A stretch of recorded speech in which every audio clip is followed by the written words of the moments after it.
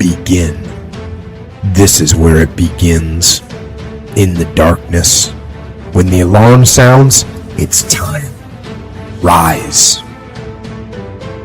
In Miami on Biscayne Boulevard, I had no idea this Les Brown that you now see had the ability one day to give lectures at Harvard or Yale or Dartmouth University. I had no idea.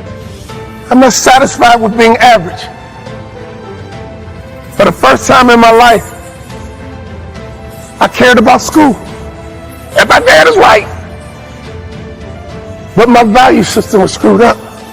Sometimes you have to fall back into the dark room and focus on it. Everybody wants destiny, everybody wants. Manifestation, everybody wants. Fulfillment, everybody wants the next level in the relationship and a higher quality of living. But nobody wants to eliminate distractions. Nobody wants to disappear for 3 months, 4 months, 6 months and get into a place where you can focus on. The very first step that I took was literally going into my bathroom and looking into that dirty mirror and calling myself out. It's gonna hurt. You're not gonna want to do it. You're gonna cry. You're gonna suffer. It's gonna be horrible. But it starts in that accountability mirror. And every day of your life from now on moving forward, it starts with that accountability mirror about how am I going to change my life for the better. Necessary for us to begin to look at the future and know that it's possible that we can have our dream. And this thing produces. This family produces. I never started in college. In my senior year, I broke my foot twice. And I got offered a job to become a hospital administrator. For district managers, I got a phone call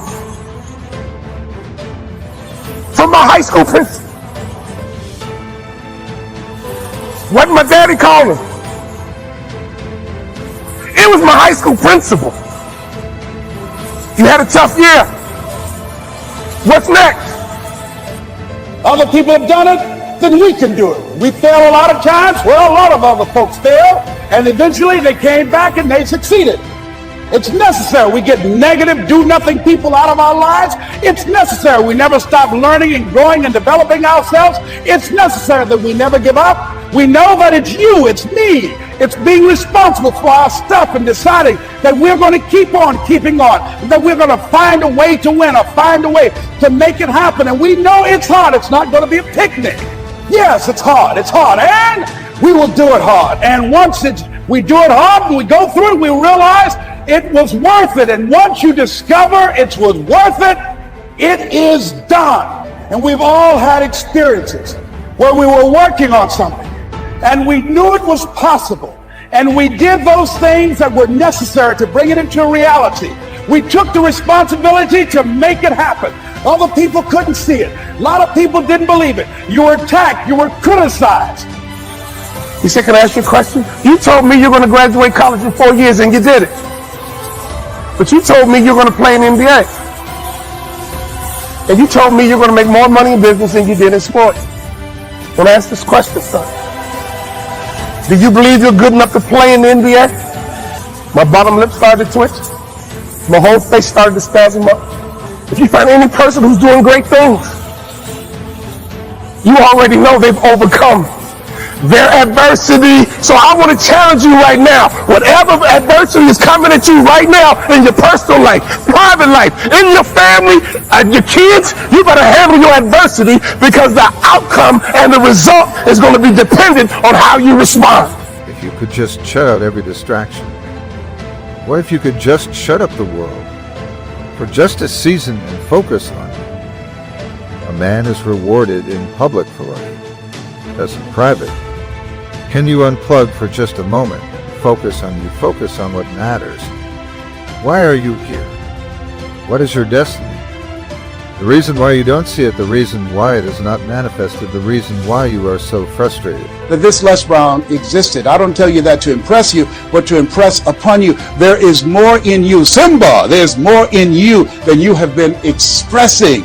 All of us have seen Lion King, some great symbols in there. And I say to you, there's more in you right now than's represented in your bank account. There's more in you right now that's being reflected by your life right now. Your life is not a true reflection of your potential. You have greatness within you. You have the ability to do more than you can ever begin to imagine. There's a reason that my favorite book says, as a man thinketh, so is he. And as he continues to think, so he remains. In order for us to begin to break into that level of greatness that we have within ourselves, you have to make a conscious choice every day to expose your mind to positive messages.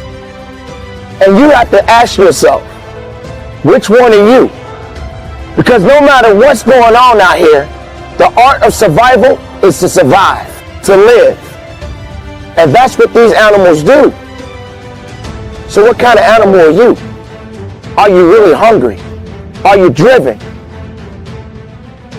Are you determined? Do you want it?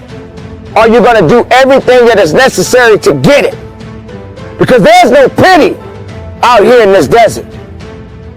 If you don't go after what it is that you are seeking to satisfy your hunger, then you're going to starve.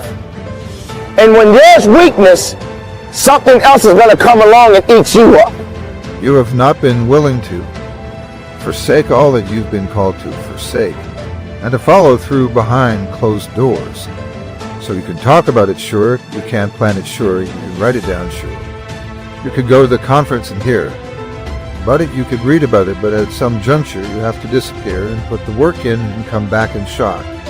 Everybody that doubted you, I'm talking to that man, that woman, that boy, that girl who feels the fire in their belly. So I put myself on a regimen.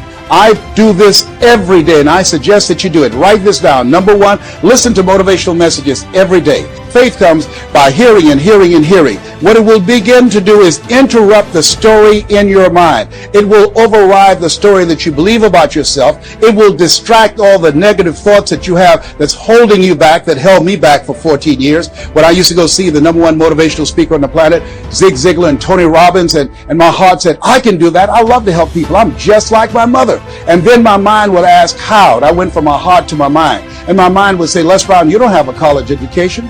Les Brown, you've never worked for a major corporation. Les Brown, you were labeled educable mental retarded. They call you DT, the dumb twin. You're not as smart as your brother.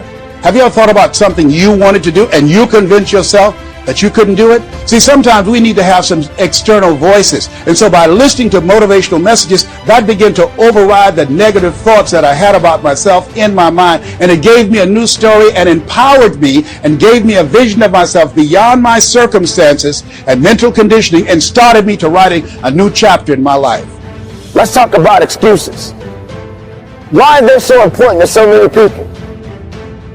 Why do people tend to hold on to these things? We talk about excuses all the time. You know why? Because excuses seem to be the narrative in most people's life. Which one are you? Are you going to set aside the excuses? Are you going to serve up that plate of opportunity? Are you truly going to eat the right way instead of starving yourself, feeding off excuses? Hungry. Yes, stay hungry. Every day you should never be satisfied. I'm full. Full off of what? Don't ever get full. Always continue to stay hungry. Don't ever say, I'm good. You're not good.